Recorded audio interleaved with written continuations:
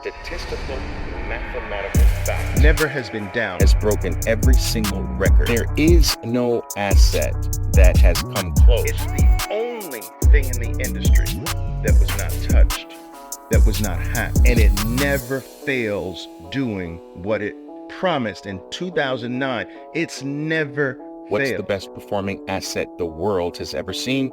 And you'll find out that it's Bitcoin. I think it's because maybe, is that it? Do you have sound now? Welcome, welcome, welcome. Sounds okay? What about now? Yes. I think the sound is only on one of my cameras here. I think that's it. All right, so guys, let me just see this here.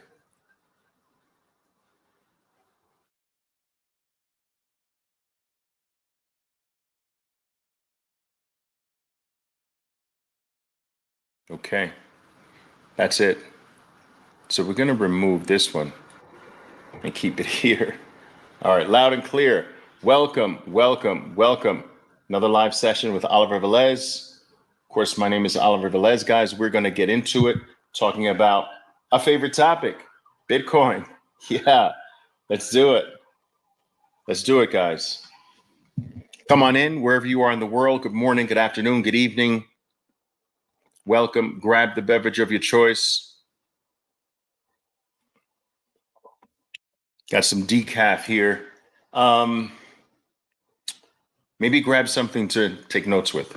All right, maybe. Let's do it. Let's do it, guys. Let's do it. Now, most of you who watch my lives here, you know that I sort of like to wait for us to have at least 200 or 300 people logged in before I start delving into the material. I love you guys who, in a spontaneous way, can find the time to sort of participate with me in these live sessions live, and can give me your questions live, and can give me your comments live. They do add an extra flavor to these sessions. I know that these sessions become permanent electronic footprints on the various social media outlets. For those of you who cannot make it live, but those of you who can, you certainly do add an extra spice to these sessions. So I appreciate that. I appreciate you being so spontaneous. I am unable to, with my lifestyle at this particular point, to schedule these sessions out. Perhaps sometime in the future, I will be able to do that so that more of you can prepare to be free if you want to participate live. But right now, I do have to squeeze them in whenever I have some time. So I appreciate you being able to show up so spontaneously. All right. All right.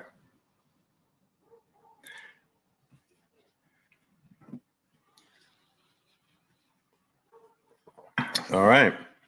So, guys, while we're waiting for some more people to log on live, just if you don't mind, let me know where you're coming in from. What part of the world, what corner of Earth, especially since the Earth is flat, what corner? You caught that, right? Anyway, where in the world are you coming from? What country, what city, what county? Talk to me. Where are you coming in from, guys? And don't be shy to comment, guys. Your comments are always welcome, whether they are what you consider to be good comments, whether they're bad comments. It really doesn't matter. Every single comment is welcome. All right. All right. Brazil is in the house. New Mexico is in the house. Chicago is in the house. I love it. I love it. Why is this backwards? Is this backwards? Okay. Yes. New Mexico is in the house. Chicago is in the house. New Mexico, Montreal. I love it. Delaware. Pensacola, Florida. Yes. Canada. London. Yeah. Woo. Nice international audience here. Spain. These things are not, guys, these things are not coming in order for me. All right. Awesome. I love it. Chicago. I love it. Boom, boom is in the house. Ireland, yes. Whoo, Cancun, yes. Yes, yes, yes, yes, yes, yes. All right, not quite sure why I have to scroll up and down. These comments are not coming in order. Spaniard from Spain living in Niagara Falls, Canada. But why? Canada Fall. Oh, Niagara Falls on the Canadian side. Okay, a little bit better. I don't know, guys. It's been a long time since I've actually been to Niagara Falls on the US side, but whoa, pretty dismal, I have to say. Wow. Sorry, I don't want to offend anyone, but it was pretty dismal. Anyway, also live in Mexico. Yeah, so you're like me. You live in different parts of the world, guys. I live on 3 different continents every single year. I spend time in different parts of the year. Uh, I spend time in different parts of the world in different parts of the year, and predominantly what I'm chasing when I do this is I'm chasing the sun. I'm chasing eternal spring. So I spend the majority of my time, of course, in the city, which is labeled the city of eternal spring, because for the most part, I'd say 8, 9, 10, 9 months out of the year where I live is permanently spring, my perfect weather. And so what I do is when it's not spring here for that short period of time, I also spend time in the States where it's spring, and I spend time in Europe when it's spring. And I chase spring around the world. That's basically it.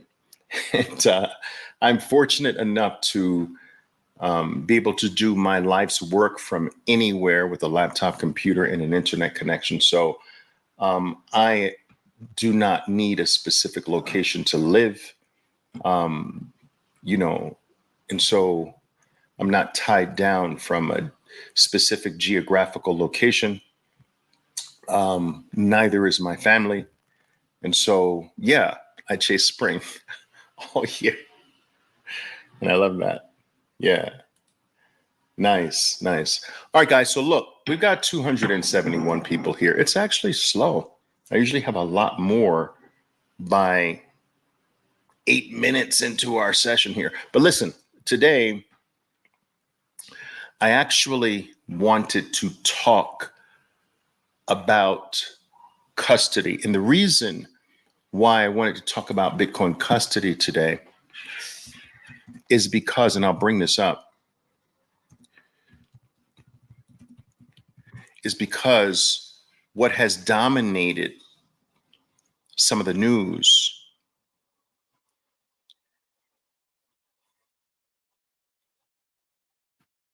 let me just pull up the right one.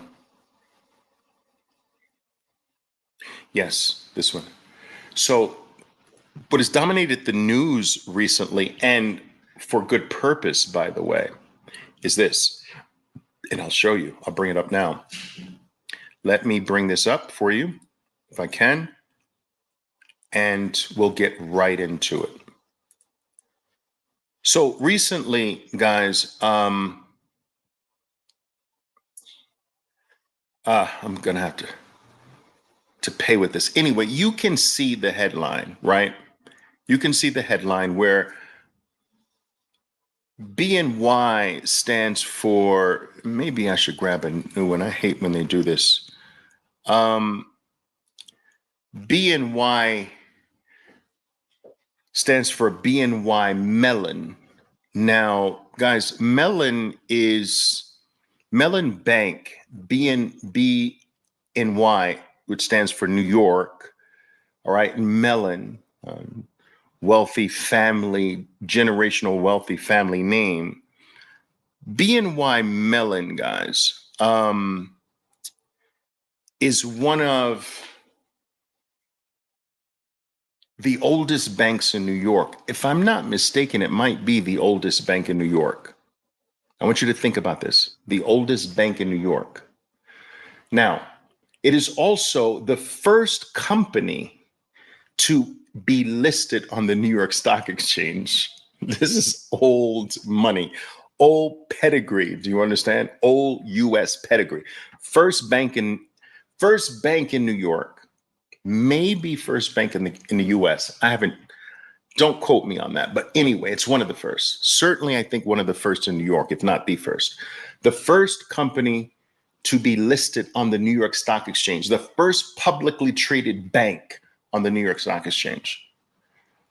It is also the world's largest, I think I'm correct on this, the entire world's largest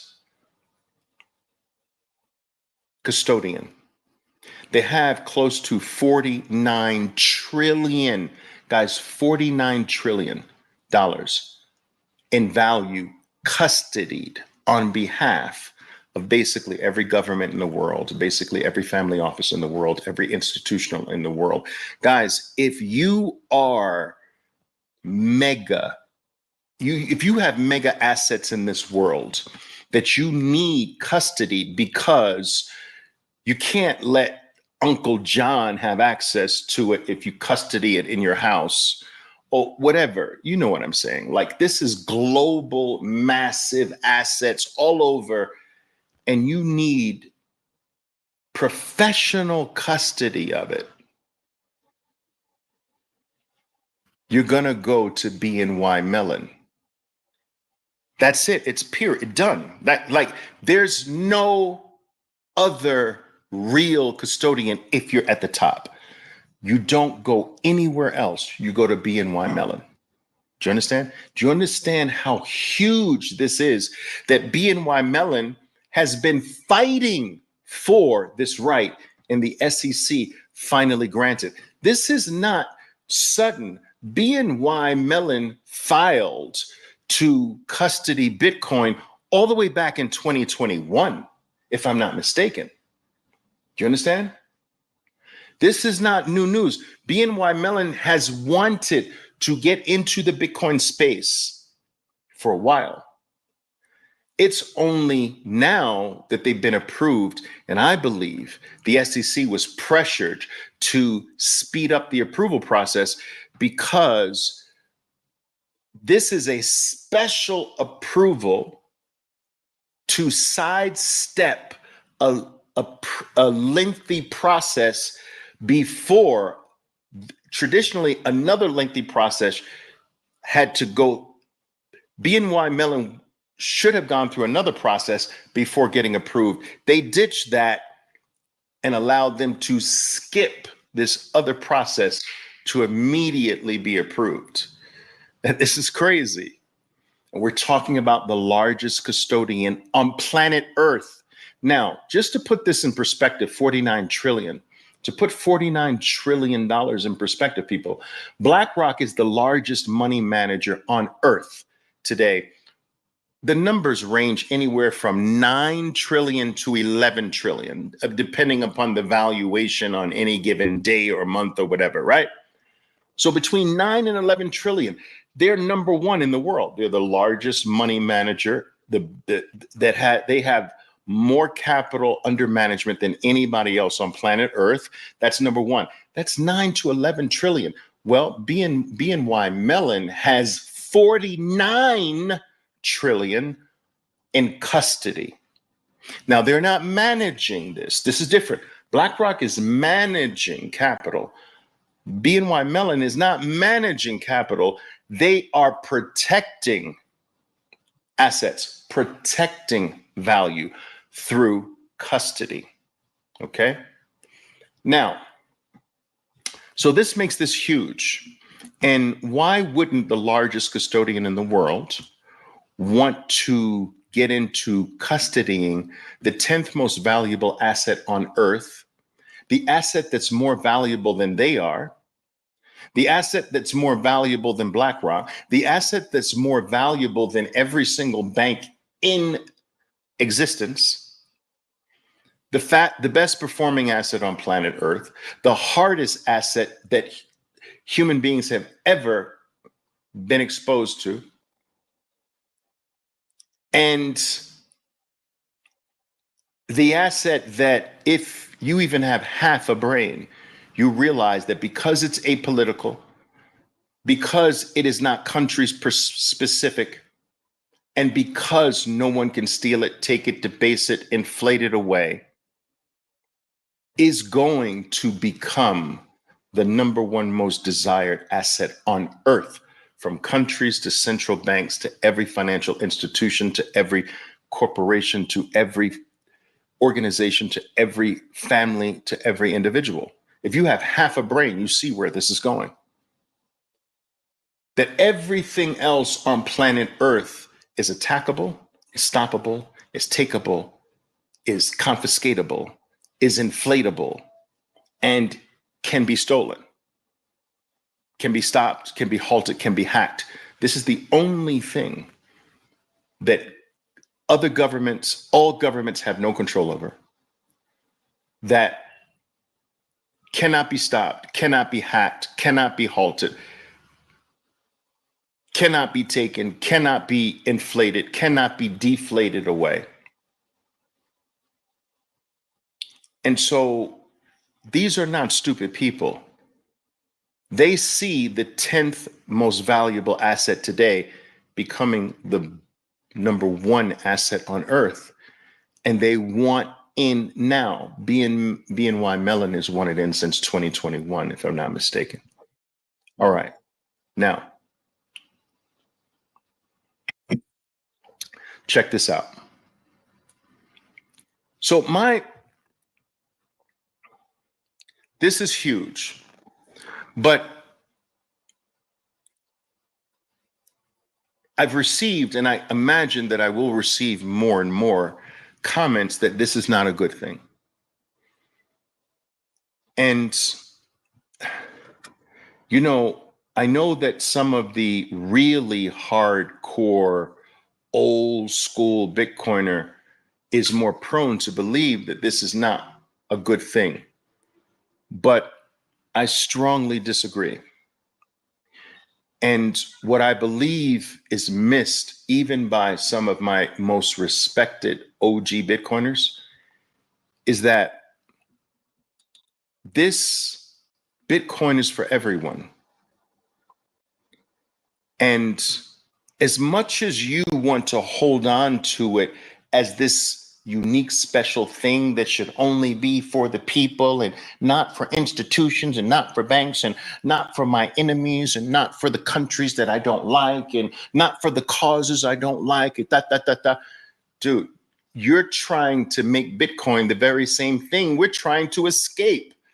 People that have a right to say, well, it's good here, but it's not good there.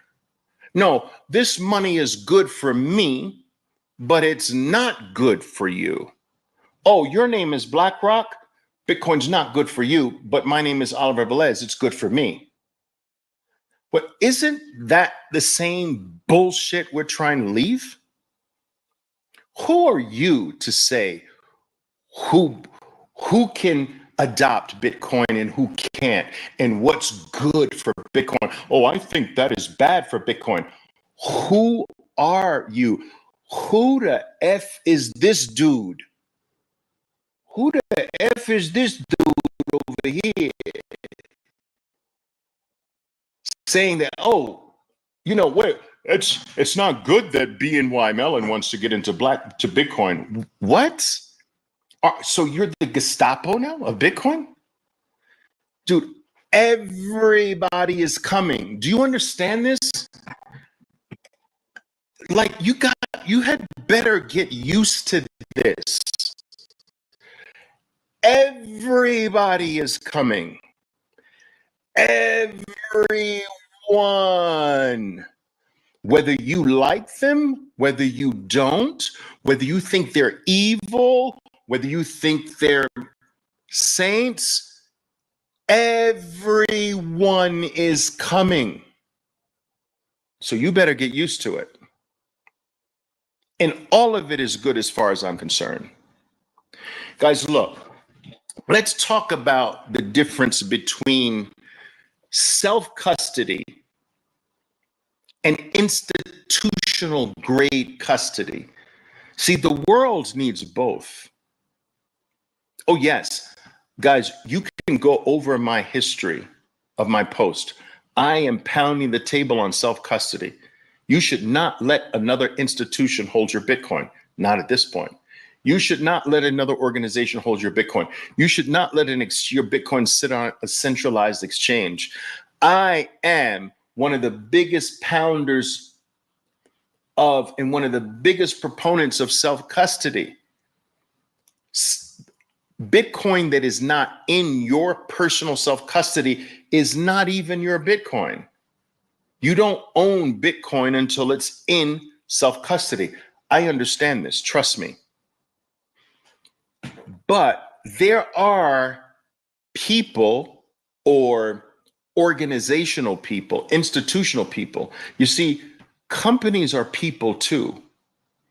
They're a different part of the race, right? So there's the human race and there's the corporate race. These are people. This corporate race is run by people. Then there's the institutional race. That race is run by people. You understand? Everything is infused with people, but there are different entities, different living things. A company is a living thing. It has a birth, it has a death, it has a social security number, an employee identification number. It has a life. It has a tax return in most countries it has to file. That is an individual. It's a different type of individual. The same way, so we have human individuals, we have corporate individuals, we have institutional individuals, we have countries that serve as more global individuals. So all of these things have a life. And all of these lives are coming to Bitcoin. Not just the human individual is coming to Bitcoin. The corporate entity is coming to Bitcoin. The global institution entity is coming to Bitcoin. The country entity is coming to Bitcoin. The bank is coming. The banks are coming to Bitcoin.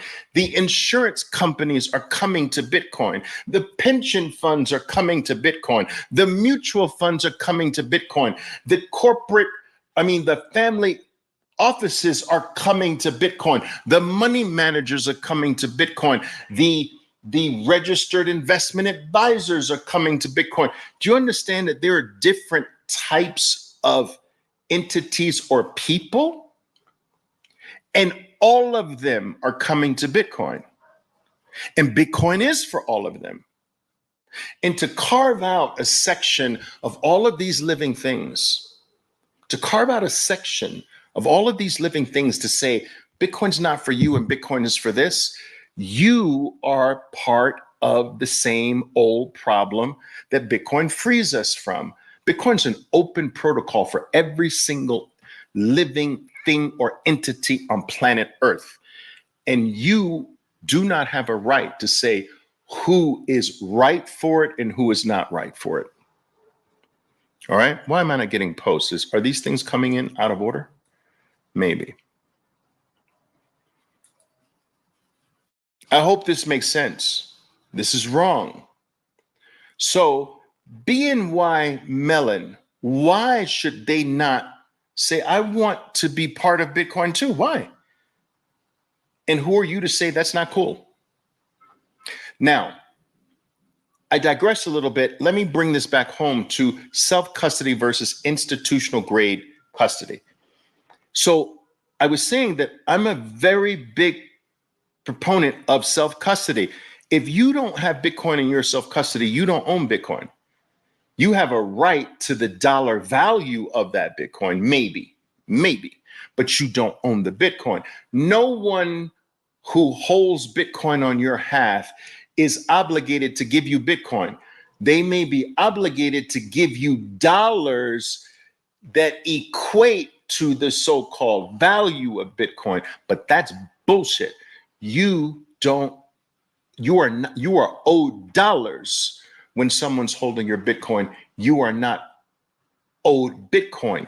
And this is a very important distinction to understand, because Bitcoin's value is over and beyond the USD denominated number that's assigned to it. So right now, Bitcoin is $65,000 per Bitcoin, but each Bitcoin is worth far more than $65,000, because Bitcoin represents freedom, independence, the inability to be stolen from, the inability to be demonetized, debased, inflated away. All of these things have a value over and beyond just dollars. So when you understand that, you understand that I don't want to just be owed dollars, because what I have, Bitcoin, is worth more than dollars. Freedom is worth more than some number you put on a piece of paper, right?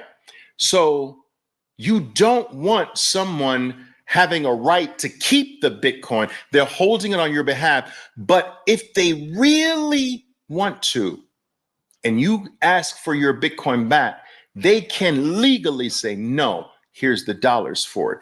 Every exchange, read the fine print in Coinbase, read the fine print in Kraken, read the fine print in all of your exchanges. They don't have to give you your Bitcoin. They have to give you dollars. And so if this thing gets so valuable and you have it held by someone, you're going to experience one day, a day, where you're going to ask for your Bitcoin back. And guess what? They're going to say, no, here's dollars instead. And you're going to cry yourself a river until you die.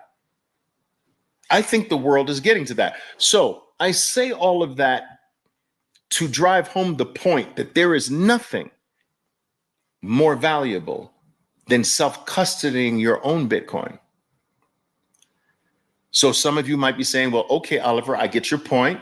So how is it and why is it that you say that institutional grade Bitcoin custody has a place? Because when it comes to not you and me, not individuals, when it comes to a different part of the race of living things, there's a global race of living things that goes beyond the individual. We're talking about now the institutional race of living things. So let me give an example. A pension fund that decides that it is now going to put Bitcoin on the balance sheet on behalf of 15 million people. You want one guy on that pension fund self-custodying the Bitcoin? This Bitcoin is sitting there on behalf of 15 million people. No, I don't want a single dude holding the 12 words. I want institutional grade custody for that Bitcoin. I'm part of the pension fund along with 15 million others, and we can't have this at risk because one dude forgot where he placed the 12 words. When it comes to banks with 2,000 employees, you think I want one of them I've got the keys, everything is good. No, I want not only the bank, but I want a BNY Mellon. I want maybe a Fidelity. I want maybe I want a multi-institutional grade custody. I don't even want just one. So I want BNY Mellon holding one form of the custody. I want Fidelity maybe holding another form of the custody and someone else holding another form of the custody, so that now the odds of BNY Mellon, who's been in business for hundreds of years, BNY Mellon, Fidelity, and this firm failing all at the same time and losing everything at the same time now is pretty much zero. Self-custody is for you and me, but when it comes to these collection of yous and me's that fall in the form of an institution. Institutions are nothing more than clusters of yous and me's. Do you understand? It's just clusters of people. When it comes to clusters of people, communities of people, we need institutional grade custody, because I don't want human error, a single point of failure with one human being with that much responsibility. And let me tell you something. I'm not the only one who thought things like this. The idea that there are going to be Bitcoin banks and banks that custody Bitcoin and banks that offer services on top of that custody Bitcoin, that's not new. Do you understand? That's not new. Let me just show you this. Let me show you this. I think we're still looking at me doing this, right? So we can go to, for instance, let me just show you this. Let's see. We can go to, look, I have it here. Hal Finney's, I think I did it like this. Let me just do it like this. I'm sorry, guys. Okay. Let's do it like this. This is not what I'm going to show you. I'm going to show you this. I'm going to bring up there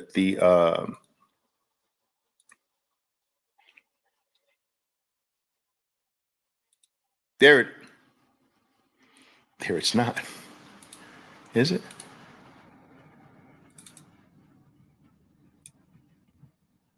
Is that, can you see that? Let me see. No, it's not it. All right, let's see. Give me a second. I'll get it right, I promise. Let's do this. Let's do this. There we go. Boom. All right. Now, this is a dated tweet from Hal Finney himself, Bitcoin Bank. This is all the way back in 2010, just a little bit before 2011, right?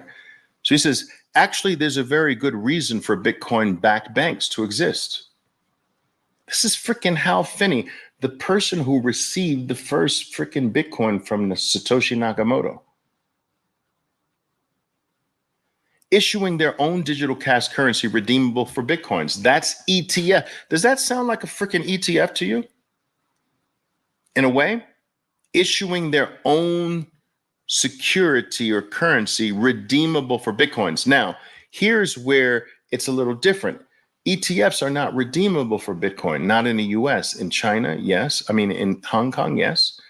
And in other parts of the world, maybe. But right now, these ETF shares are redeemable for cash. It would be better if they're redeemable for Bitcoin, but banks are going to force them to do this because banks are going to custody Bitcoin and also issue currency, Bitcoin currency that is redeemable. That's a stable coin that's deemable for Bitcoin. And it is that is going to serve as all the ways you can just buy whatever or get whatever you want in life without really selling Bitcoin. Guys, I'm telling you, what is being put in place right now is a way for you to never have to let go of your Bitcoin in a way, but get anything in life that you want, because Bitcoin is going to be understood more and more as something that will never go down. Do you understand that Bitcoin will rise forever, for millennia, for hundreds of years, thousands of years? Now, some people say, well, Oliver, come on, how can you say that? Dude, gold's been rising for 6,000 years. What do you mean, how can I say that? The bond market's been rising for 600 years. The equity market's been rising for 200 plus years. Like everything rises forever. Population growth has been rising forever. Technological advancement has been rising forever. Everything rises forever. But Here we have the best thing that's ever existed, and it's going to rise forever at a much faster and more violent pace than anything else in history. And so, as something that can't be touched, can't be taken, can't be stolen, can't be stopped by anyone on planet Earth, this is going to be the ultimate Veblen good. Look this term up, Veblen good. Do you know what a Veblen good is? The Veblen good is the ultimate thing that people want to hold. And by holding it, they have a certain status. You know, so some people, I've got Louis Vuitton luggage and you don't. That's a Veblen good. You know, I don't know why people love Rolex watches. I mean, there's a zillion of them out there, but I've got a Rolex watch and you don't. That's a Veblen good. I've got, even now, some of you approach your Bitcoin like it's a Veblen good. How much you got? I got 6 Bitcoin. Oh, you don't have a full Bitcoin yet? Bitcoin is going to become all over the world the ultimate Veblen good. Your status is going to be determined in large part by how much Bitcoin you have. I'm sorry, it may sound unfair, but that's just the way the world is going to be. And if you have real Bitcoin, every financial institution, especially the banks that have Bitcoin divisions, and all of them are going to move to having Bitcoin divisions. There are going to be banks that are just Bitcoin banks, and then there are going to be banks, all of your banks are going to have Bitcoin divisions, like they have a wealth division in most upscale banks. They have a wealth. Oh, let's introduce you to one of our wealth managers in the wealth division because you have over $50 million in assets here. Right? So there's going to be a Bitcoin division, like there's a wealth division, a private wealth division. There's going to be a Bitcoin division. Every single bank, right? If you have Bitcoin, I am telling you that red carpet with champagne bottles at the end of it they're going to be rolled out. As you walk down the street that has 4 or 5 banks on that block, they're going to be rolling out red carpets. You're going to be stepping over red carpets and deciding which red carpet you walk down with champagne bottles at the end of that red carpet because you're a Bitcoiner. They're going to throw everything but the kitchen sink at you. They're going to give you this and give you that just because you're a Bitcoiner. This is going to be the most valuable thing on earth. It's already the 10th most valuable thing on earth. Where do you think that number is going to be by late 2025? I say 2. I say number 2. Maybe I'm wrong. Okay, if I'm wrong, maybe it's number 3. I don't know. I say it's going to be the 2nd most valuable thing on earth in next year. Do you understand that if I'm right, and I believe I am, that the world is going to clamor for what you have, and the world is going to give you rights and benefits because you have it. Countries will start to create special rules just for Bitcoiners, just to get you into their country. No taxes for the next 20 years. Or we'll give you subsidies on this, and we'll give you interest rate free loans to buy your property here just because we want you bringing your Bitcoin wealth here. Game theory from countries to banks to institutions of all kinds.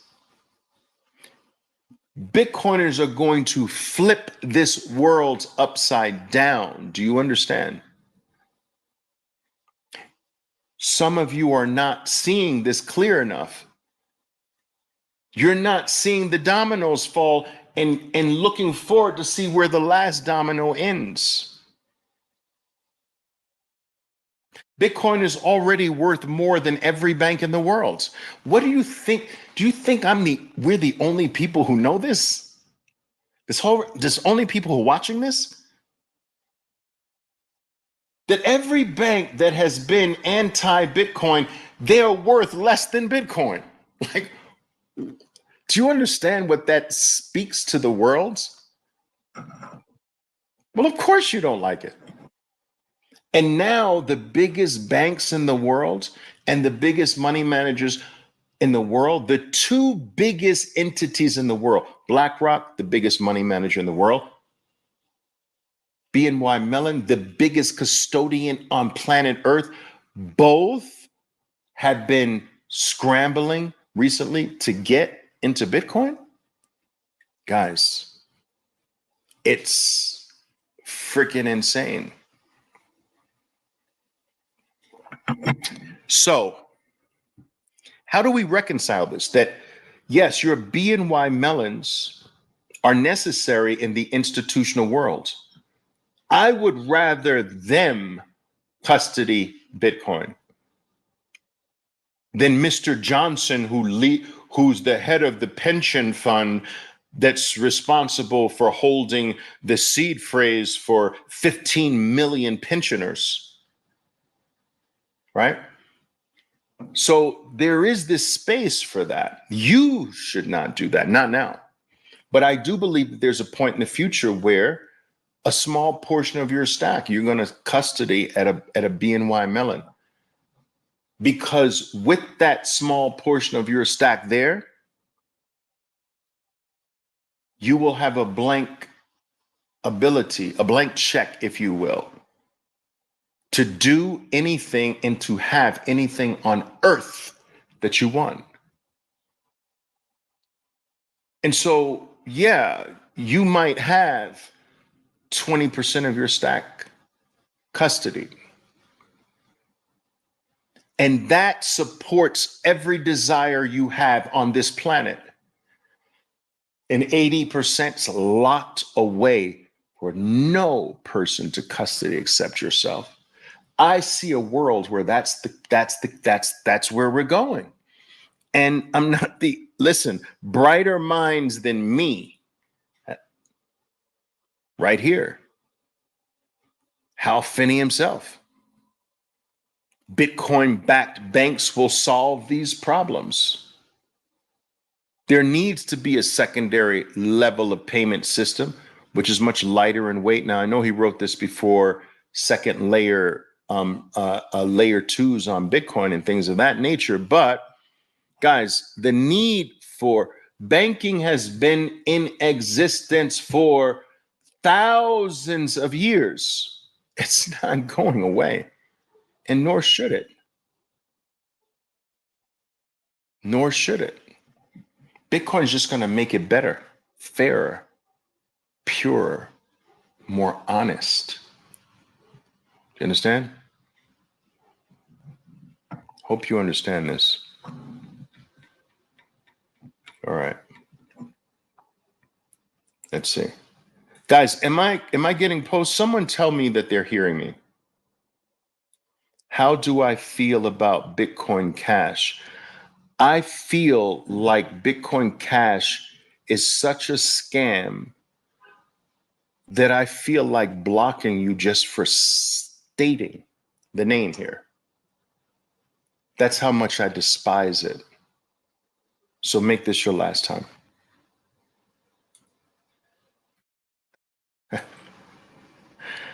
All right. Love this topic, Oliver. Highlights how early we still are. Cheers from H-Town. That's right. Guys, we're so super early. We're not early in one way, but we're super early in all the other ways. What's the way we're not early? Getting to 1 Bitcoin. Or if you're already at 1, getting to 10. Like getting to 1 or more Bitcoin, we're not early.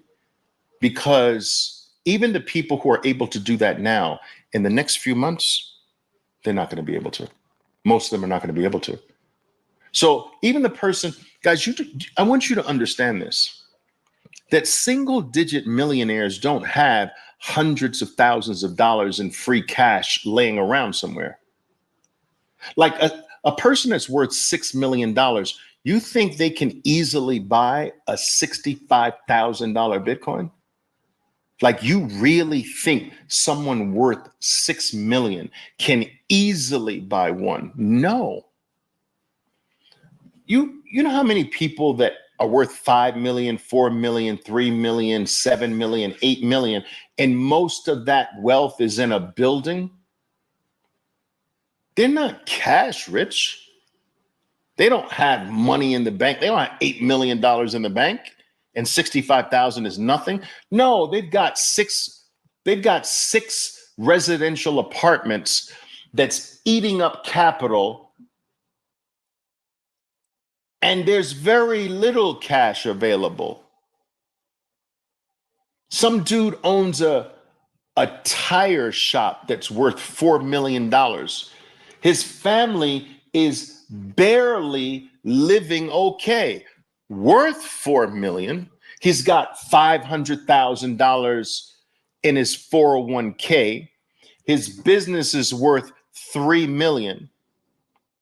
You understand? And the rest is in some individual stocks.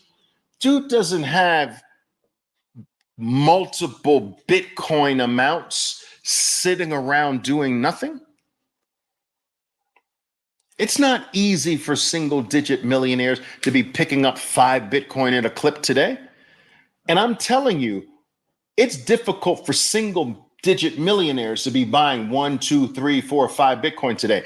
Wait until late 2025. Wait until the end of this year. Forget 2025. Wait until December. You think it's hard for them now? Wait until December of this year.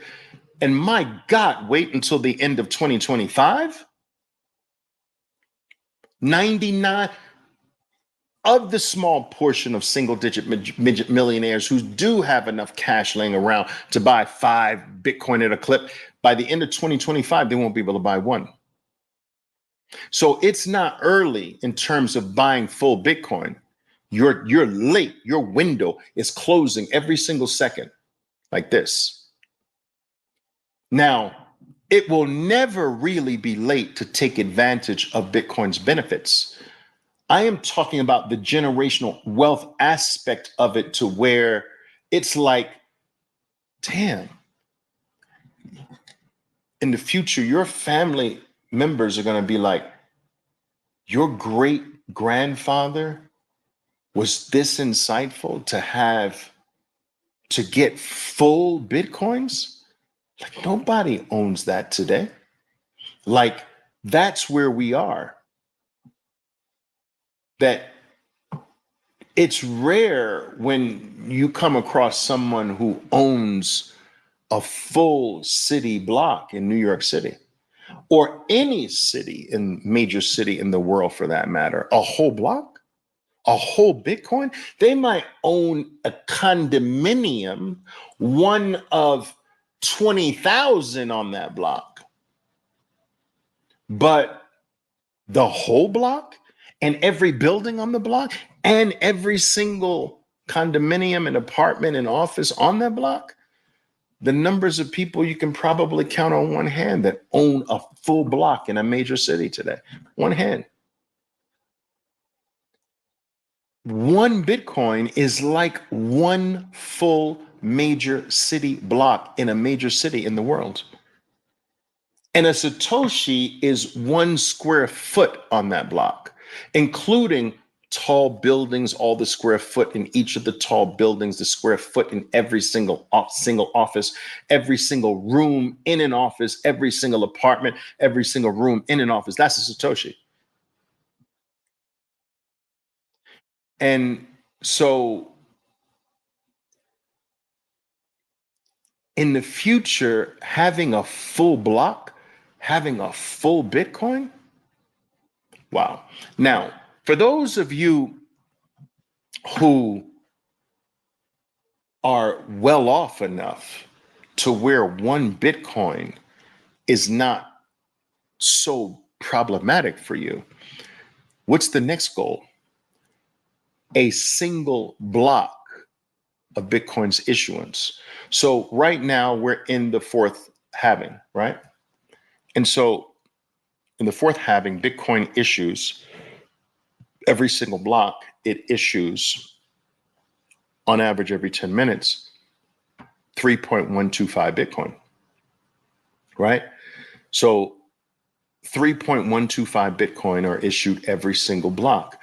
Now you're already at 1 Bitcoin. Well, your next goal is 1 block of Bitcoin. 3.125 Bitcoin, right? So first goal from a full Bitcoiner's perspective is 1 Bitcoin. Oh, you got there? Now 1 block of Bitcoin, 3.125. Okay. And then go up the blocks. So, oh, you got more than 3.12 Bitcoin now? Well, what was the block before that? It was 6.5, 6.25 Bitcoin, 6.25. Now your next goal is 6.25. Just walk up the blocks. We're at 3.125 now. Now go to 6. You got that accomplished. Now 6.25, right? All the way to 21 Bitcoin. Attaining 21 Bitcoin is a huge milestone. You understand? Because there's only 21 million. And so you're now getting into major amounts. From 21, you want to hit obviously 100. From 100, you want to now start jumping zeros. From 100, you add a 0 to 1,000. You add another 0, 10,000. Add another 0, 100,000. But the smaller amounts, 1 Bitcoin to the current block, 3.125, to the next block, if you got that, the block before that, 6.25, all the way to 21. From 21, you start jumping to 100, 1,000, 10,000, and so forth and so on. So what is your best way of climbing before 1 Bitcoin? So if I were to take this from the very scratch level, I would say, all right, first thing is get any amount. All right. Once you have any amount, I don't care if it's $5, whatever, just get something. Just someone grants it to you, gifts it to you, or you smash by $5 or $10. Boom, whatever it is, just get it. From that, you want to grow to level 1. Level 1 is 1 human being's worth of Bitcoin. That's it. 1 human being's worth of Bitcoin. So all you do is you take 21 million, you divide that by 8 billion people, and you get the amount of Bitcoin that equates to 1 human being. Now remove 1 human being's worth of Bitcoin. And if you want me to do this, we can do this together. All right. And so let's try this. I'll do it in your face. Let's do this in your faces. Boom. Okay. So we can take 21 million, right? We can divide that by 8 billion people. 8 million, that's 800 million. All right, so 8 billion people, you get this. This is the amount of Bitcoin, 0.00265 now times 50, 65,000. $170 is the amount of Bitcoin. That's the equivalent amount for every human being on Earth now. So when you buy $170 worth of Bitcoin, people, do you know what you're doing? You're removing the amount of Bitcoin for a human being. You're removing it off the market. This is using 21 million. So imagine that maybe there's 5 million lost, but who knows? But anyway, I like to use the conservative number. Let's assume nothing's lost. This is the amount per Bitcoin per human being. Now, when I first introduced this concept of find the amount of Bitcoin per human being, we were at about $16,000 of Bitcoin when I first published this. It's on my X feed, right? Formerly Twitter feed, right? And at the time, I think, if I'm not mistaken, it was very small, like $56 or something like that. It was something like that. We can do it. So let's do, when I first published this, we're talking about 0.00265 times, right? 16,000, $42.40. So the amount of Bitcoin per human being on earth was $42 not so long ago. Now it's $170. That's how much the value of Bitcoin per every human being has risen in just a couple years. And that number will go up forever. So the more human beings, do you understand this? The more human beings you can acquire. So get any amount first, then build yourself up to get at least one. You're a human being. Get one human being worth of Bitcoin under your belt,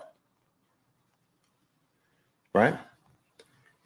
And so then grow a family, get enough Bitcoin, start working on how many people in my family. I need a Bitcoin. I need a human being's worth of Bitcoin for every single member of my family. So I have 4 kids and a wife.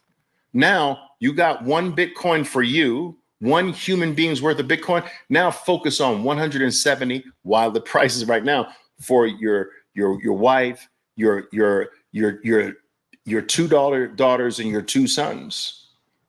So once you have an amount of Bitcoin for every human being in your life, like just grow it that way. These are motivational things, right?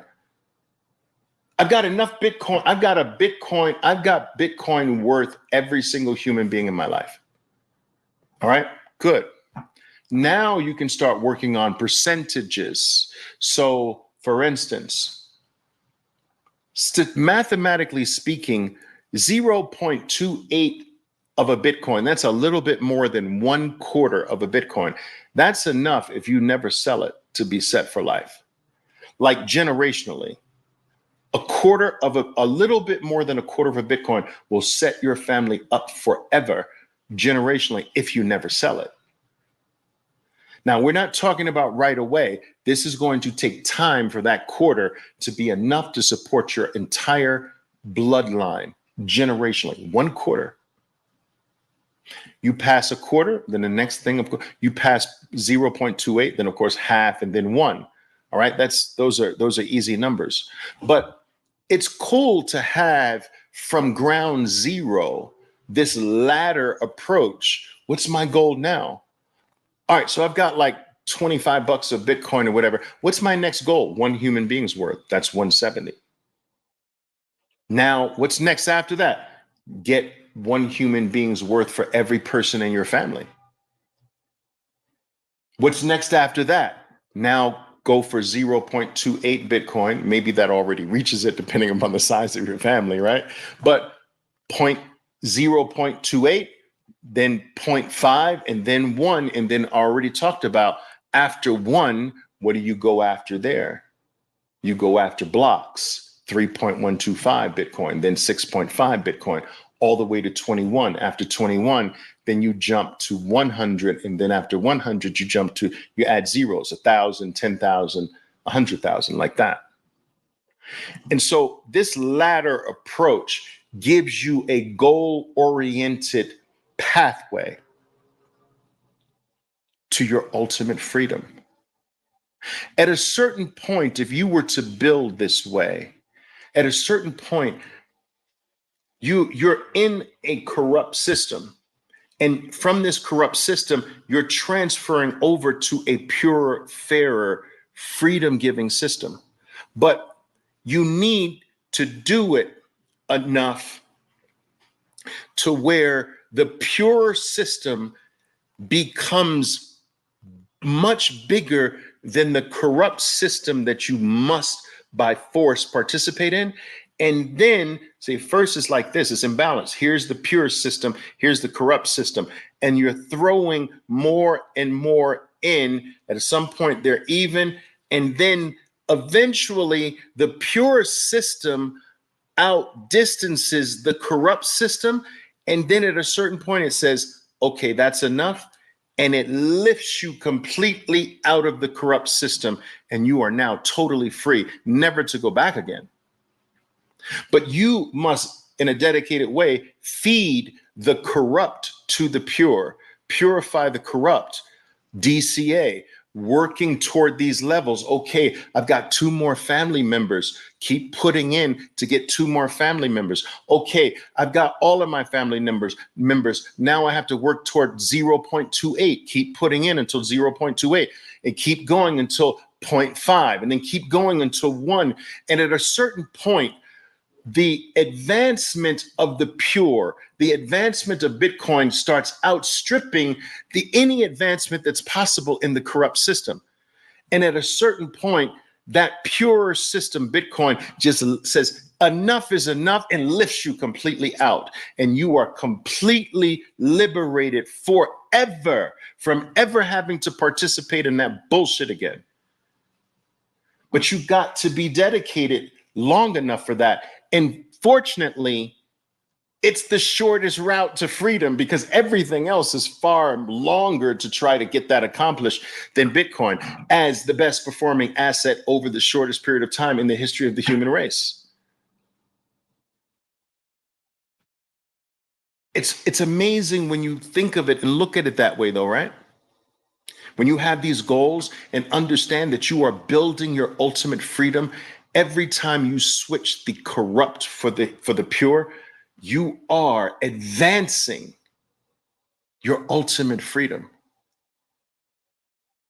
And during that journey, people, during that journey, so many, interesting.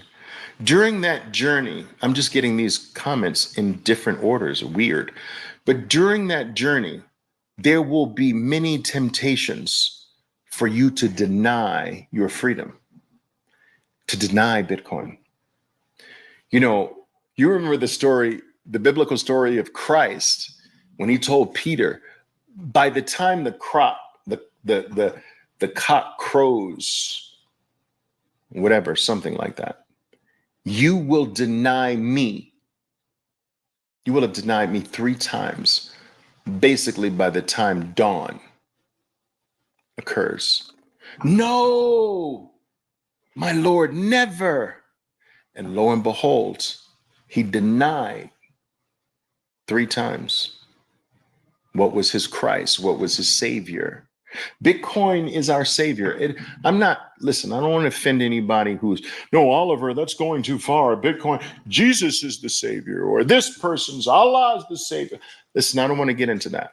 All I'm saying is that there are things that represent our freedom here. There are things that represent they are Savior-like things. Bitcoin is one of them. Do you understand? Bitcoin is one of them. A boat is a savior if you're drowning. You understand? There are things that can serve as a savior. Bitcoin is a savior from theft, debasement, financial slavery. It is our savior from that. And there are going to be, as you're working toward transferring the weak for the strong, there are going to, in that journey, come many opportunities to test your resolve and to try to trick you into denying the Savior. The USD denominated price is going to be the biggest devil that's going to sit on your shoulder and whisper in your ear, I'm now going down.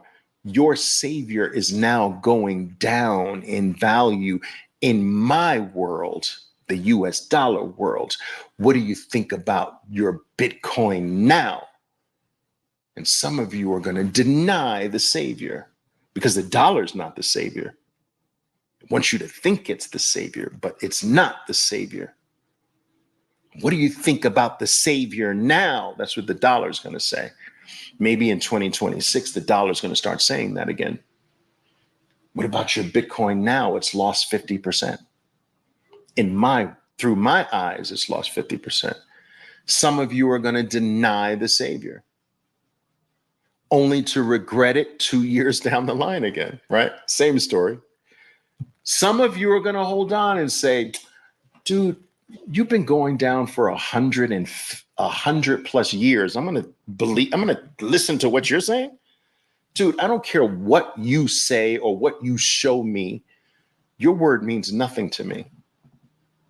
Bitcoin, the Savior, has never lied to me, has never changed its mind, has never changed its monetary policy, has never tricked me, has kept every single promise from the day it was born. You're the one who has it. I am not listening to you. I will not deny the Savior. A small percentage of you will be that.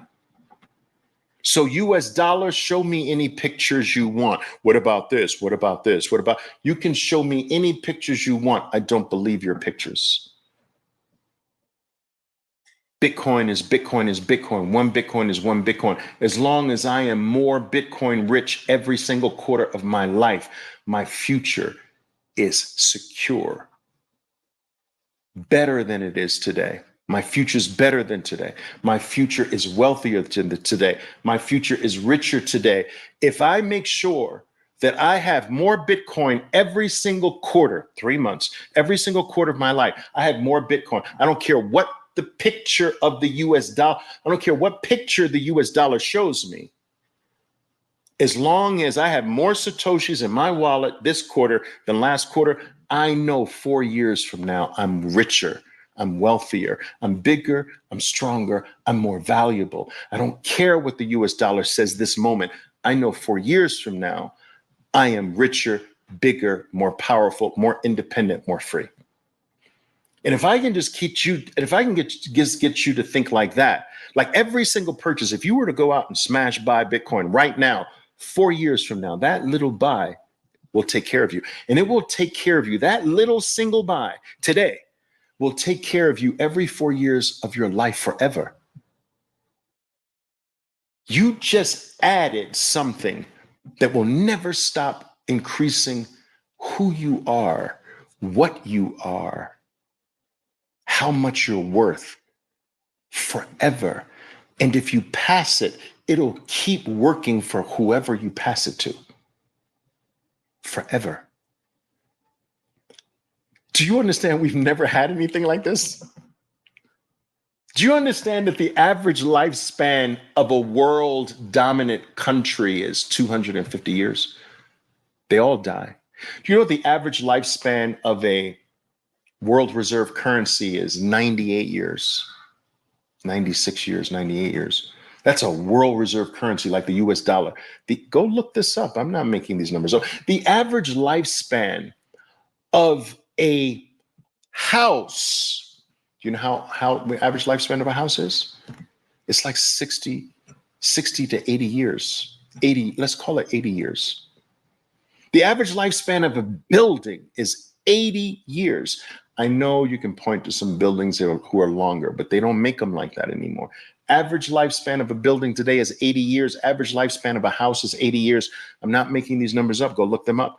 Average lifespan of an S&P. Let me give you some statistics. This is my world now. Average lifespan of a publicly traded company. You know what it is?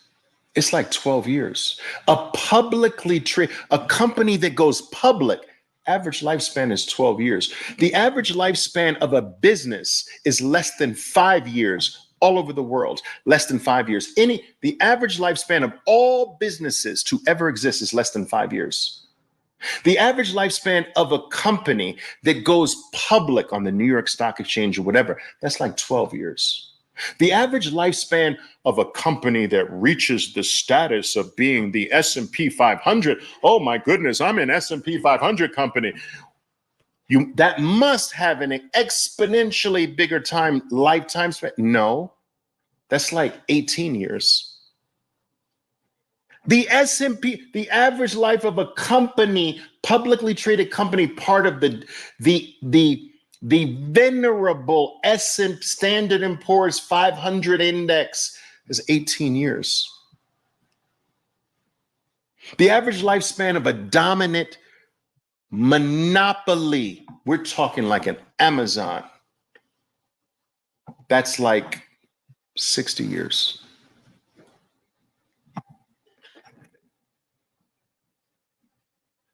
Bitcoin is forever. Do you know why we can be sure of this? Because maths is forever. Mathematics is forever. Bitcoin's maths. Information, that's what Bitcoin is forever. Language, code, that's forever. It's not brick and mortar stuff that breaks down and withers away and goes back into the dust of the earth. This is shit that lasts forever. How long has the number 0 existed? Forever. It was discovered a few thousand years back, but it existed forever. The internet is forever. Let's just put it this way. It'll be here long after you are gone. So this is not something can die. This maths can't die. It is an integral part of the fabric of the universe, which is why I'm always telling people Bitcoin is a discovery. The same way the number 0 was discovered, it wasn't created. No one created 0. They just discovered it. Oh shit, if we can put this donut next to this number, No one discovered subatomic particles, yet in the late 1800s, that's when subatomic particles were finally discovered. You mean there's something smaller than the atom?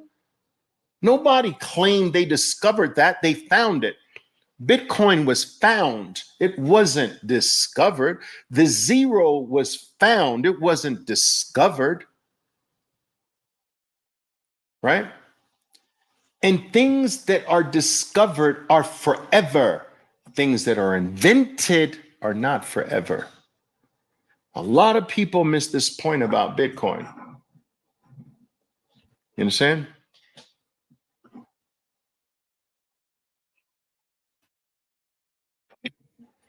All right. Master Trader has been, MicroStrategy has been outperforming BTC. Well, yeah. And it would be terrible if it didn't, right? I mean, MicroStrategy is leveraged Bitcoin.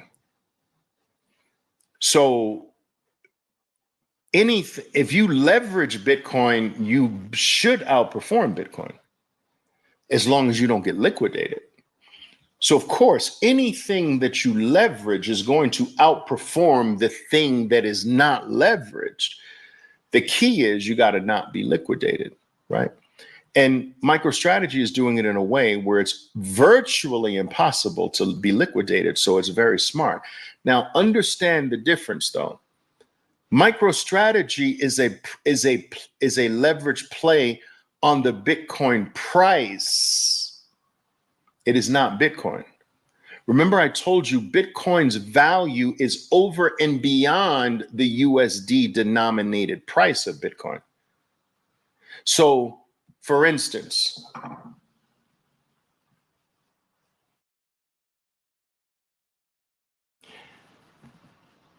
your promise for playing MicroStrategy is this. This is your promise. Let me show you.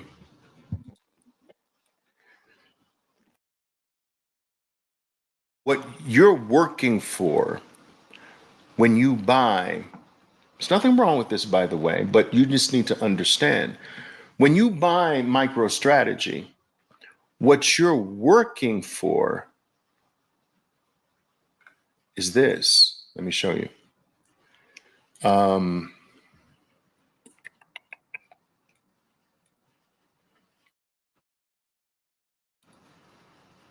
This. You see that? So your promise at the end of your transaction with MicroStrategy, your prize is this failing item. Now, of course, you can take that failing item, and right now in your life, you have the ability to switch that to Bitcoin. But understand that you are not promised Bitcoin, you are promised this failing item. And so you have to go deeper enough down the rabbit hole to understand that Bitcoin is more valuable than that. And so when I'm playing MicroStrategy, I'm getting what is not valuable as valuable. And when I'm getting Bitcoin, I'm getting something exponentially more valuable. So you're still playing the fiat game. I play the fiat game every day, guys. I'm a professional trader. So I'm not saying anything is wrong with that. I'm saying you just need to understand that MicroStrategy is not freedom. Bitcoin is freedom. MicroStrategy is not independence. Bitcoin is independence. MicroStrategy is not freedom from financial slavery. It is not saving you from debasement, being inflated away, and working for the money that another man can print on you for free. That is not MicroStrategy. MicroStrategy is still part of that system because it promises you blood money. It promises you a failing money at the end of the transaction. When you convert this to Bitcoin, you are leaving slavery. You are being freed from the corruption, debasement, theft. Every second you hold this stupid printed money, you are losing your life. It is being stolen from you every second. Your life is leaking every second you hold a US dollar. The life you gave $1's worth of life for $1, and tomorrow it's not $1 anymore. So the life that you gave, which was worth $1, your life is dwindling away every second because every second $1 stops being $1. It becomes less of $1. You understand? Bitcoin is the opposite. Every time you convert $1's worth of work, proof of work, to Bitcoin, every second, every 10 minutes, it increases the value of your life. People don't understand this. Every 10 minutes, you become more valuable in Bitcoin. Why? Because Bitcoin becomes more secure, more safe, more certain, more unhackable, more unstoppable, more invincible, and therefore more desirable, which therefore means more valuable. Every 10 minutes, the blockchain or time chain, more specifically, gets longer, right? A new link gets added to the long chain, right? A new link that makes the chain longer, or flipped this way, that makes the chain taller. That's why we refer to things as block height. So we're to think of blocks, right? We're putting blocks, I've got batteries here, putting blocks on top of blocks. So the block height gets taller and taller and taller. Do you understand? So the taller Bitcoin becomes every 10 minutes, the higher, the closer to the higher its value. That's what the height means.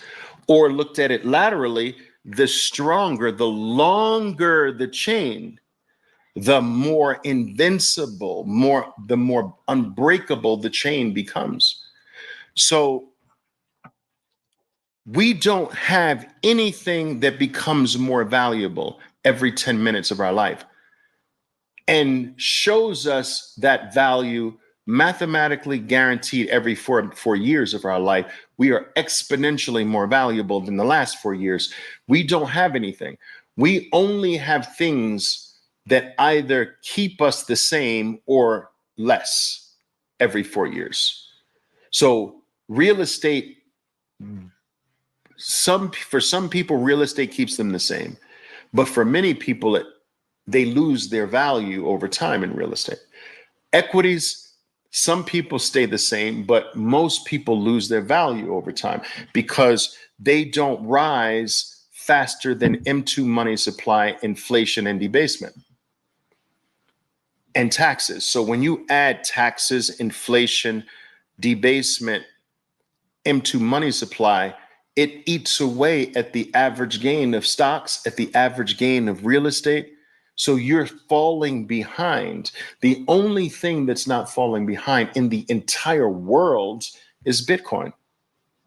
And so by shoveling the shit and switching it to Bitcoin, shovel the shit, switch it to Bitcoin. Bitcoin purifies it into pure Bitcoin.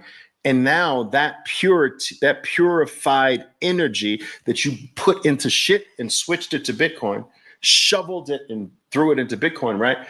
It purifies it. And now this purified thing rewards you every 4 years forever. And every time you take a shovel of shit and you flip it to Bitcoin, that shoveled shit turns into something pure, and that one rewards you every 4 years forever. And so the more shovels of shit you can do, the more secure your future. It's true, guys. It's the way it is. Tell me if you understand what I'm saying. Tell me if you understand what I'm saying. Does it make sense?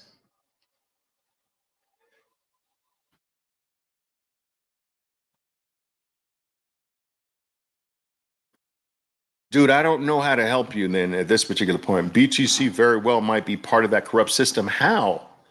Dude, tell me you're telling me very clearly you know nothing about Bitcoin.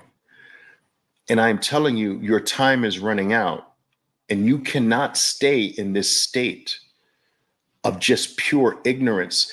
It's far past that time now, dude. Bitcoin has destroyed everything human beings have ever held dear for hundreds of years and thousands of years. It has destroyed everything. It has outperformed. It is said, whatever human beings value, it has destroyed that. It has outperformed it by orders of magnitude, so much so that it's embarrassing. It has become one of the most valuable things on earth in the shortest period of time in human history. It's become the hardest asset in the world, in world history. It's become the hardest money in world history. It's the only network in the world that has never been hacked, hasn't been down once in the past 10 years. It is untouchable, unstealable, unconfiscatable, undebased. You cannot debase it. You cannot inflate it. No human being can have influence over it. Now, think about this. What if a company like Google could say, we have the only network in the world that no human being, government, organization can ever influence, touch. We have the only network in the world that cannot ever be hacked, can't ever be stopped, operates every single second, 7 days a week, 365 days a year, without any human intervention, and it pays human beings to work for it. And we can store our entire life on it because it can't be ever compromised by any human being or organization or country in the world. How much do you think that would be worth to Google or any company? Infinity. Infinity. Do you understand? Do you understand that if Apple had that or a Google or an Amazon had that, it would be worth infinity? But you're skeptical because Google doesn't have it. which is backwards. This is something now that's available to every human being on earth. But the Googles of the world wish they had it. The countries, the superpowers of the world wish they had it. And every superpower in the world has tried to take it down and attack it. And because they can't beat it, because they can't attack it, they're now joining it. Bitcoin is the only network in the entire human experience that actually pays human beings. Think about that, guys. It pays humans to serve it. What other network does that? We work, miners work for, we work for it. It pays us. There's no network that says, here's my pay schedule, guys. I pay out every 10 minutes. This is my pay schedule all the way to the year 2140. And it's open roll call. Anybody can work for me. I don't need you to fill out an application. I don't need to know your educational background. Anyone can work for me anytime, and you can leave anytime. This is my pay schedule. This is what I'm paying. Now work for me or not. Are you kidding me? Dude, it's freaking mind-boggling. But I will say this to Mr. KBK Wahoo. I will say this in closing.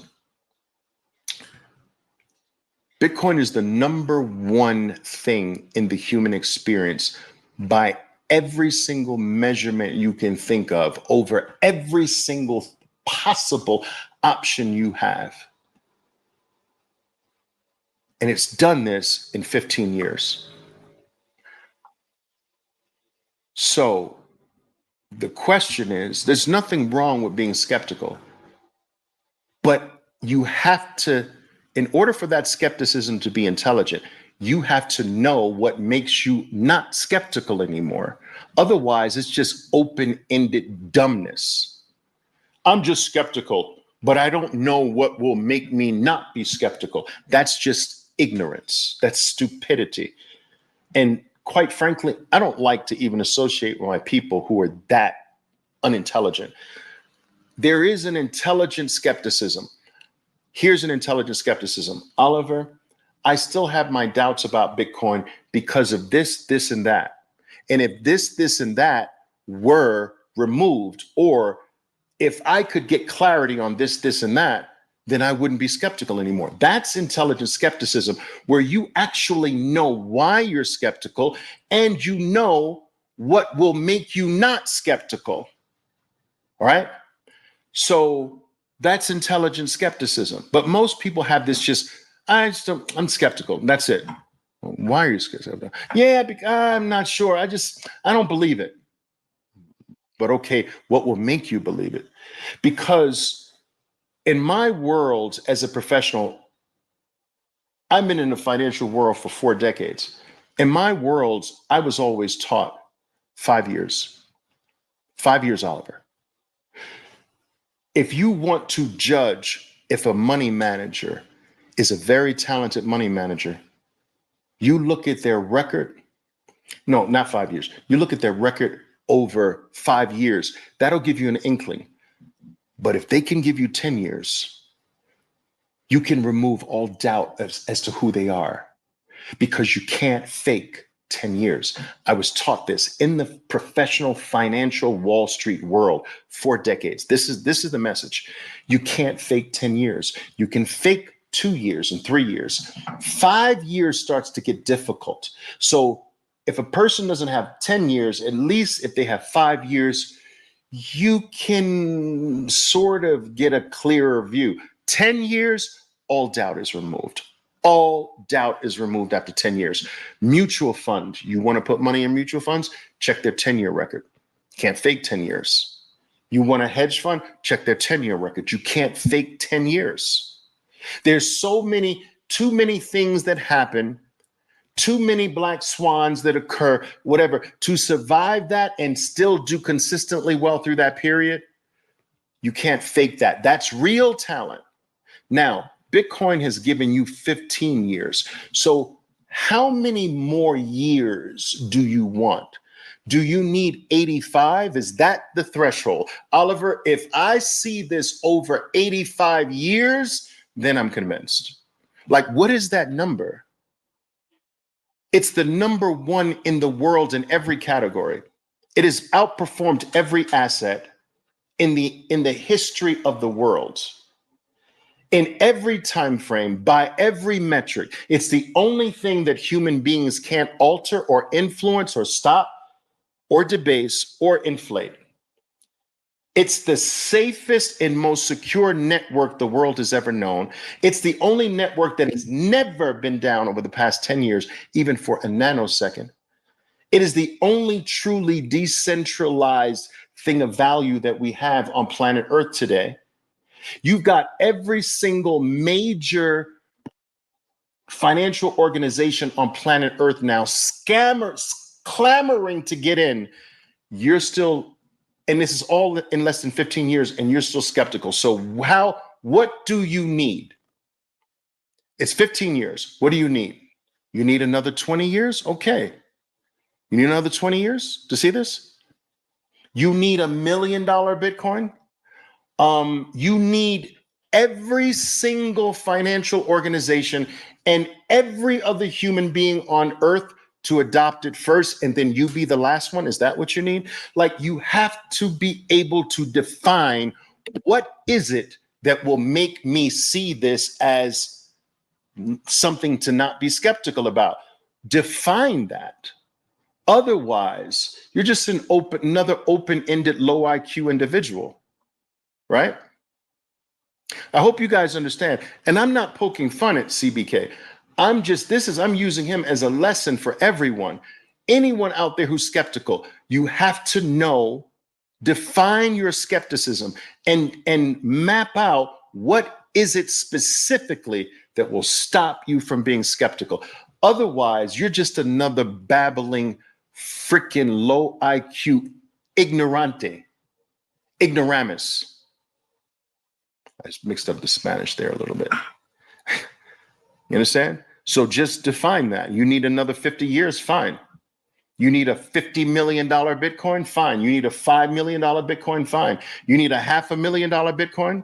You need all of your family to be in it first? You need every single bank to custody it first?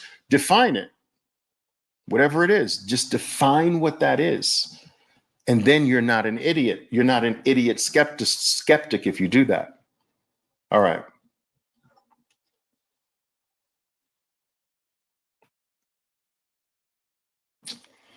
All right.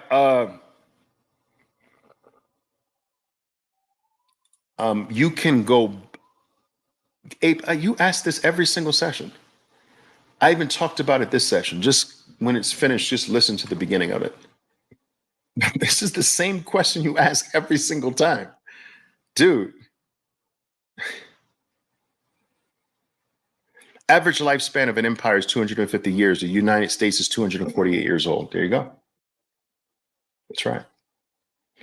Now, think about this. The average lifespan of an empire is 250 years. Remember, that's average. So you've got some that are longer than that, right?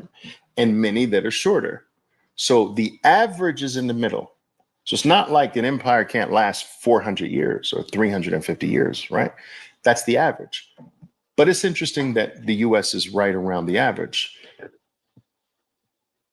What's interesting is that these averages get smaller and smaller. See, the average lifespan of a company used to be passed on from generation to generation. It used to be hundreds of years. Now the average lifespan of a publicly traded company is 16, 18 years. So these averages get smaller and smaller because life gets faster and faster through technological advancements. As we discover better and better things, the things of old become less and less relevant to us. And so unless a company is this rare breed that can really adapt and change its skin color or what have you very rapidly and is not entrenched in what it believes and what it does based on today and can flip and change, and those are your chameleons. Those are your very special unicorns. They don't come by very frequently. So the majority of firms are outpaced by technological advancements and become less and less relevant. And so because technological advancements happen faster and faster, right? Every 18 months, the world is different today from a technological point of view, every 18 months. So if you're building a company based on now, 18 months from now, a lot of what you're building is irrelevant. So this is speeding up the life cycle of things, all right? When technological advancements were slower, a company could survive off of one idea for a long time because it was a long time before technological advances made that idea irrelevant. Now, 18 months from now, what you're working on could be completely be negated. And so the lifespan of companies gets shorter and shorter. The lifespan of empires gets shorter and shorter. And so we must find the things that are lasting in life, that outlast companies, that outlast organizations, that outlast empires, that outlast families, units. And that's Bitcoin. It has traditionally been gold. Gold has outlasted all the banks. Gold has outlasted all the countries. Gold has outlasted all of the empires. Gold has outlasted all of the families, all the generations. Bitcoin is the new thing that is generationally something that you hold. It's going to outlast everything because in essence, when you strip everything away, it is maths, and maths is here forever. It is maths, that's the fabric of the universe. It's not going anywhere. And so once you discover that, you can't undiscover a discovery. You understand? Like, you can't undo this. A lot of people say, well, Oliver, what if something better than Bitcoin comes along? Dude, there's nothing better than a discovery ever. If you buy into the notion, and I hope you do, that Bitcoin is not a creation, it's a discovery. That, okay, a man put together certain ingredients that helped him discover Bitcoin, but that thing is not the discovery.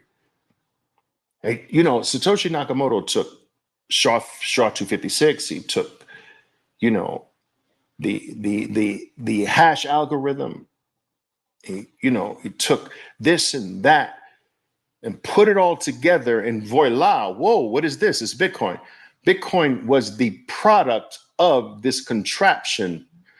The same way the person who created the first contraption called the microscope put some aluminum and some rubber and some glass and put this thing together and looked in it. Oh, whoa, voila, there's a whole different world that we never thought existed because I put together this contraption called the microscope. But that didn't mean that the person who put together the first microscope to see subatomic particles, it wasn't that or atoms and then subatomic particles, it wasn't that those were invented.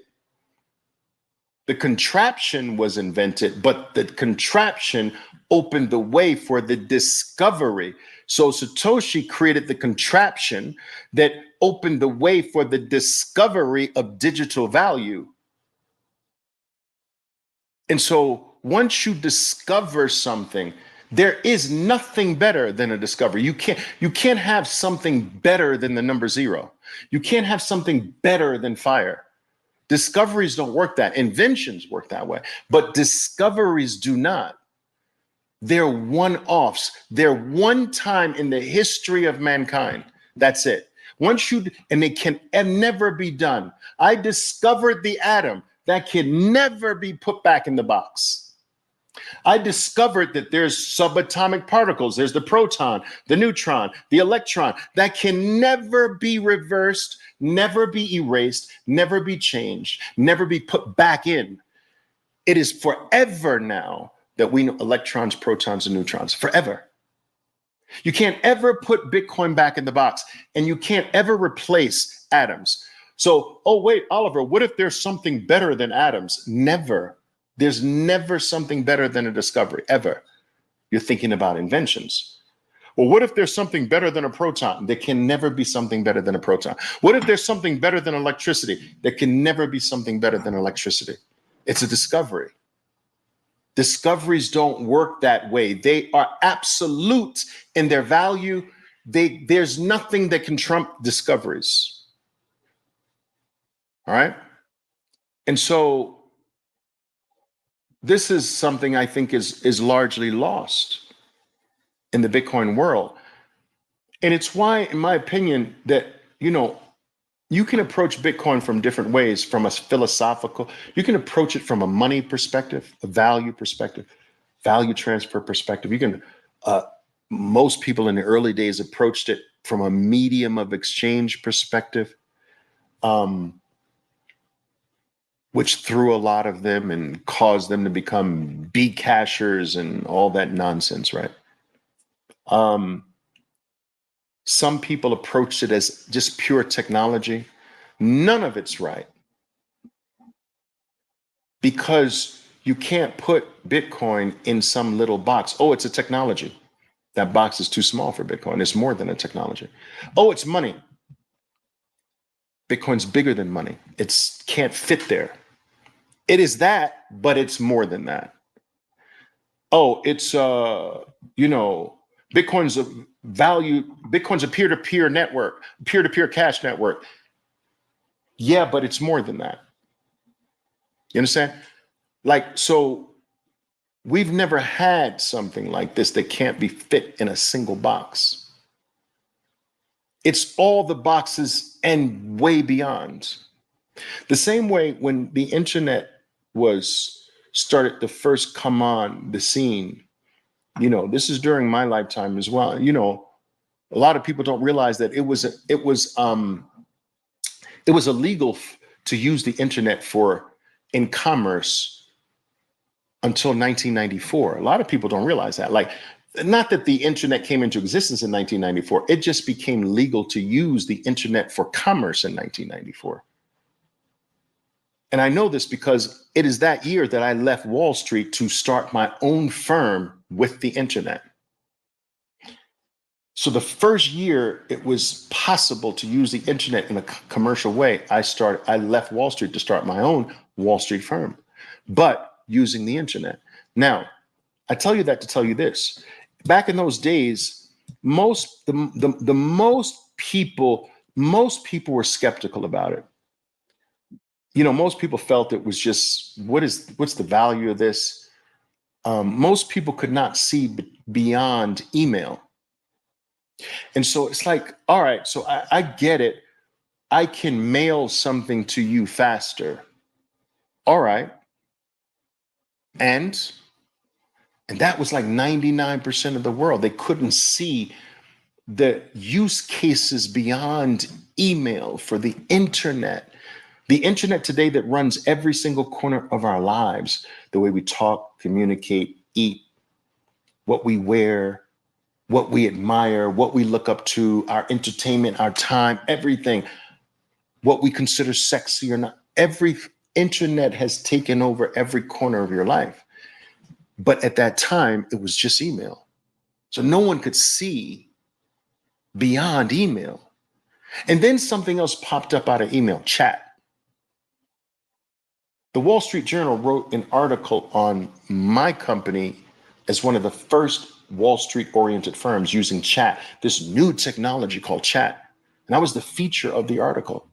Here's the first company that we found that found a way to utilize chat in some useful way. That was the article in 1995. They wrote about me using chat in my business. It was like, oh my God, look at this unicorn. Here's a firm run by Oliver Velez that uses chat. And that was like a big thing. No one could see that. All right, so, but then the question was, but how do companies make money from chat? People couldn't see beyond that. And today, Bitcoin, you know what the Bitcoin is in the email chat era of itself. Money. Now, money is huge, but it is still Bitcoin's first application. You see, email and then later chat, these were the first two applications of the internet. And people couldn't see beyond email and chat. Well, I'm telling you that money is Bitcoin's first app. And people can't see beyond money. But Bitcoin is way more than money. Money makes the world go around. So imagine if money, which makes the world go around, is its first app. Oh my God, what is it going to be 30 years from now? If its first app is the biggest thing in the world, imagine way beyond money. What else in our life is worth storing on a thing that is immutable, a ledger that's immutable, that can never be fucked with, touched, erased, stopped, taken down, or changed? Do you understand that this changes the history of mankind forever? Do you know that the history that you read is really not history? It is written from the vantage point of the conqueror, right? But not anymore, because now Bitcoin is the ultimate arbiter of every interaction of value between human beings, and that can never be altered or changed, no matter who's supposedly the conqueror of something. And so now history becomes pure, that it becomes true, that it becomes unalterable, unchangeable.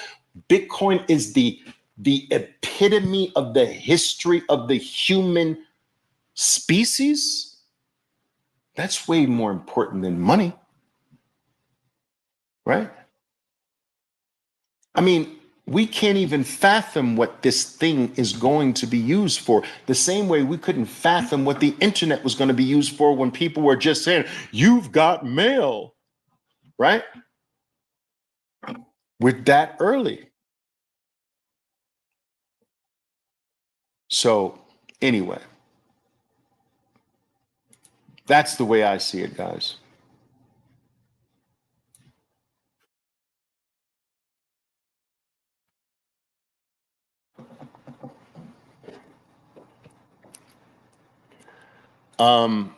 If no one buys exchanges BTC, miners would stop due to lack of incentive, transaction fees, and rewards, but the network adjusts difficulty to keep mining viable at lower costs.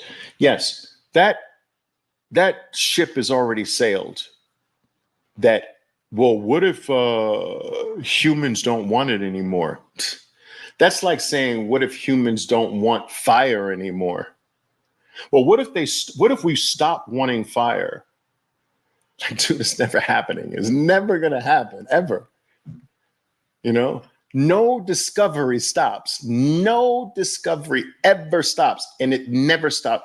It never stops being adopted, guys. Do you understand that humans are still adopting fire?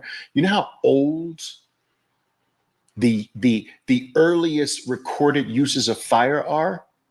How many thousands upon thousands of years ago? Like, think about this. We're still adopting it. It's thousands upon thousands of years old, and we're still adopting it. Do you know why adoption never stops? Because there's 250,000 new human beings born every single day, net of all deaths on Earth. Right. While I've been talking to you, there have been tens of thousands of new human beings born. There's 250,000 new human beings that come here from the waiting room somewhere. They come to our planet to soak up resources. 250,000 new human beings every day. Now, there's more, but I'm canceling out what the deaths of existing human beings are. So when we can't, there's more than 250,000 births every day, but net of deaths, it's in excess of 250,000 new human beings, 250,000 new internet users, 250,000 new users of the mathematical protocol, 250,000 users of language, 250,000 new Bitcoiners are coming for your Bitcoin every single day, every week, every month. 250,000 new people are making the value of your Bitcoin scarce, the scarcity of your Bitcoin scarcer, and therefore more valuable every day. And so how can adoption of something ever stop if we've got 250,000 new adopters born every day? Never. So fire will be adopted every day by 250,000 new people. The internet will be adopted every day by 250,000 new people. Math every day, language every day, Bitcoin every day. And a lot of people don't realize, for instance, that a commercial air flight came into existence, I don't know, 1901, 1903, the first commercial flight, one of those years. And that's 100 and close to 125 years ago, a little bit less than 125 years ago. And still, 1 in every 4 human beings have ever been on a plane. Do you understand that the future adoption of air flight is huge? Not only has only one out of 4 of all existing human beings ever been on a plane, but 250,000 more potential users of an air flight are born every day. So the number just grows exponentially every day of adopters of commercial air flight. It's adopted forever. Electricity, 250,000 new users of electricity every day are born. Adoption forever. Do you understand why adoption never stops? And if adoption of never stops, but for the first time in the human history, the quantity does not move, you have the mathematical recipe for incalculable gain in value. Just our minds can't wrap around what the ultimate value is going to be. And we can't seem to understand that the value will never stop, because the birth of new human beings will never stop. And the adoption of it will never stop. And as every new human being gets born on planet Earth, the existing Bitcoin that you have in your wallet becomes scarcer. The scarcer your Bitcoin, the more valuable per human being it becomes. Every new human being makes every Satoshi more valuable, because per human being, there's less Bitcoin. That's scarcity.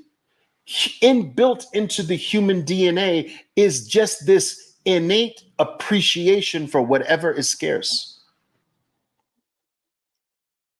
And so when we say Bitcoin will rise in value forever, it's not just a meme, dude.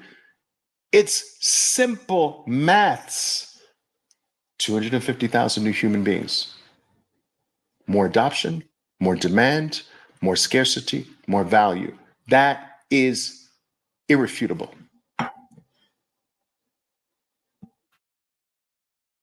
Powerful, right? It's crazy.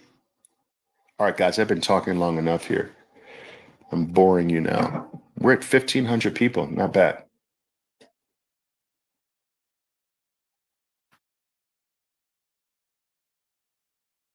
That's right. We're still finding ways to use the freaking wheel. Discovery of that mathematical circle, which resulted in the wheel. We're still adopting the wheel. It's crazy. The freaking wheel. We're still adopting fire. Do you know there are still human beings that have never had electricity? We're still adopting electricity. Oh, well, I think I'm late to Bitcoin. Dude, we're still adopting fire. You're late? It's 15 years. We're at 0.5% of the current populations. Half of 1% of the current human beings on Earth have adopted Bitcoin. And there's 250,000 new ones every single day, which fights that number. Right? But you think you're late.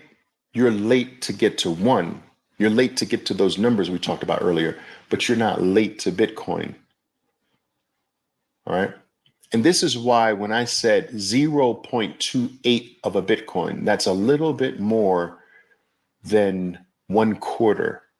I've done the math on this for you. 0.28 Bitcoin is enough if you never sell it for your bloodline to be okay in the future. That's it. That's enough. But you shouldn't stop there. You shouldn't stop there, but it's enough. All right. And I think that that's attainable for most people. But your time is running out. All right.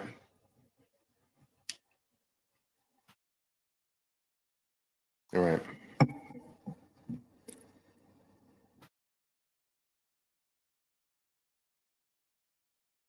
Will options always be here? I believe they will, because options are nothing more than an organized collaboration between two people, right?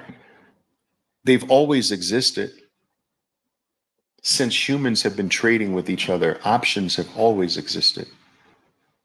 So, okay, they became organized on exchanges that we now look at like options, contracts on exchanges. But that's the organized version of what humans have always done. Humans have always had agreements like options, you know? Humans have always posted collateral, always, since they've been trading with each other. Humans have always done these things. We just now have a better way of doing what humans have always done through Bitcoin. It is now the pristine collateral. It's not like I'll let you have 2 of my calf while I go do this, and I'll come back for them and pay you and get my 2 calf back. But now you come back and the calf's dead. Like, that's not pristine collateral. You understand? So, I'll post my real estate as collateral and then somebody burns the real estate down. That's not pristine collateral. Like, Bitcoin can't die and Bitcoin can't burn down and you can't have a lawsuit against Bitcoin. There's no office, there's no CEO, there's no third party risk with Bitcoin. It's the purest, most pristine form of collateral human beings have ever had. And this is going to uplift all the contracts and agreements and dealings and trade for human beings. The progress of our civilization is inextricably intertwined with the quality and quantity of our trade amongst each other. So we are the highest species that we know of here on planet Earth because we trade. We trade more than any other species. That is what separates us. That's one of the several things that separates us from all other species, right? That we trade. Because I can trade with you for something that I need, I don't have to kill you for something that I need. You see, in most other kingdoms, in most other species, you kill to take what you need. And it's survival of the fittest. Well, we are more civilized because we don't have to take via violence. We trade with each other. I get what I need, you get what you need. And it is important to have something pure with which to trade so that the trade is pure. And violence and unfairness and the breakdown of civilization and society happens when what you're trading with is unfair and corruptible. And now the very thing that makes us higher than the animal, the very thing that makes us civilized, the ability to trade fairly with each other, when you break that down, you break down the very civilization of human beings, the very societal qualities of a good society in human beings. And that's how important trade is to the human species. And now with something that is outside the control of human beings that becomes the dominant thing with which we trade, makes trade pure and will ultimately explode human productivity. It is You can go back throughout history. We've taken the biggest leaps and jumps in the quality of life and the quality of our societies and the quality in the height of our civilizational progress through trade. So during those periods where trade was the purest, the cleanest, and the fairest, because the money was the cleanest and the fairest at the time, we flourished the most. Go look it up. And at the times when you see the breakdown in the fabric of society, and when there seems to be no morality anymore, and people just don't care, and people don't want to work anymore, and people just don't have any respect for human life anymore, and all structure means nothing, and it's the breakdown of the fabric of life itself. You'll find that during those periods throughout history, and they have lasted for that, they have popped up for thousands upon thousands of years, right? City of Gomorrah, the city of Gomorrah has popped up in various points throughout society. Some people feel that we're there now at another city of Gomorrah stage in the human evolutionary journey. And look at the money that we have now. Look at the printing of it without any regard for the theft that signifies for every human being on earth. It is the breakdown of the money that leads to the breakdown of trade, which leads to with each other, which breaks down to the very fabric of society and morals and everything else. And so when we say Bitcoin is freedom, when Bitcoin is the savior, it is for these reasons. And how apropos is it that the first country to adopt Bitcoin is called El Salvador, the savior? Wow, you couldn't write that better. Wow, go to work. I've kept you long enough, go to work, people. Time to go to work. Your window of opportunity is closing on you. Go to work. Stack harder. Ciao for now. Oh, ciao. Thank you. Almost 1,600 people. Thank you. Ciao. My name is Oliver Velez, and I am your 13%er Bitcoiner. Be safe out there, and until next time. Boom!